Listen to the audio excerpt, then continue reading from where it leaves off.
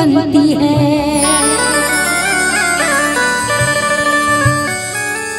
तेरे दर पे बिगड़ी हुई तकदीर बनती है और पूरी सृष्टि की तू खाली झोलियां भरती है। कर्म मुझ पे इतना कर दे मैया,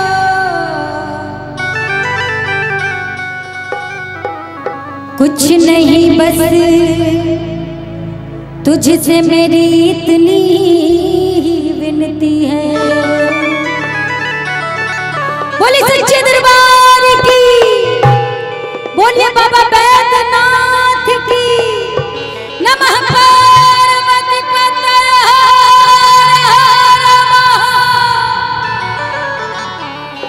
देखो भाई, पहली बात तो हर हर महादेव का नारा लगाने में कोई भी कंजूसी नहीं करेगा। जितने लोग यहाँ बैठे हैं जो जानते हैं, बोल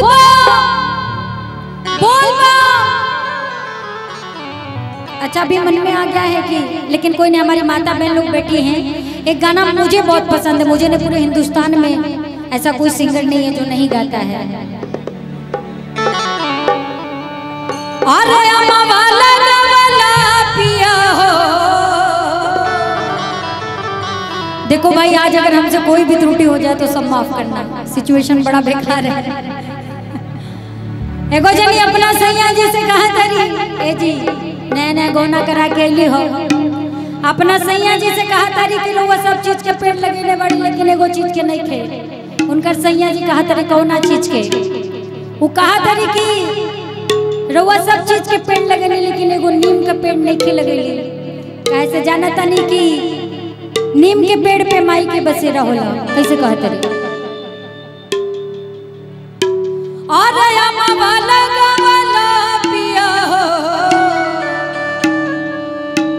ए जी महुआ रे लगा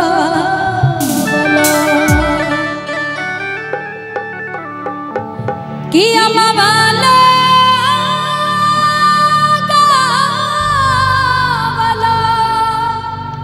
अरे पिया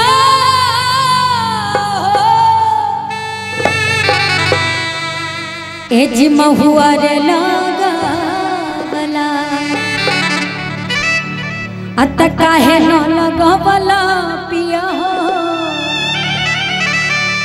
और काहे न लगवला पिया हो। ए जिनमिया के गछिया। बोली दुर्गा मैया की। और जो लोग इस भजन को सुने हैं अच्छा लगता होगा तो तालियों का साथ देके साथ में आइए। अरे अम्मा वाला गवला पिया महुआ दला गवला,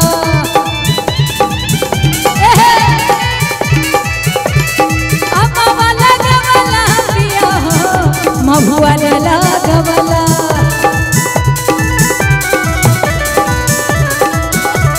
काहे न लगवला पिया हो, काहे न लगवला पिया हो, होने मिया के गछिया। काहे न लगवला पिया हो, होने मिया के गछिया। अम्मा वाला गवला पिया हो, महुआ दला गवला। अम्मा वाला गवला पिया हो, महुआ दला गवला। अच्छा, ये हमार माई बहन लोग जैसे लगा था कि भोज खाया है। अच्छा, कितना लोग भोज खाया ले, तनी हाथ उठा के बताई तो। राजू भैया, भोज का भी व्यवस्था भइल बा का? भइल बा ना नु? हमार जितना माई बहन लोग बा तनी पूरा हाथ उठा ली, सीधा सीधा एकदम। झगड़ा करे के दे दा तो भर गांव जान जाए कि फलाने के घरे झगड़ा होता।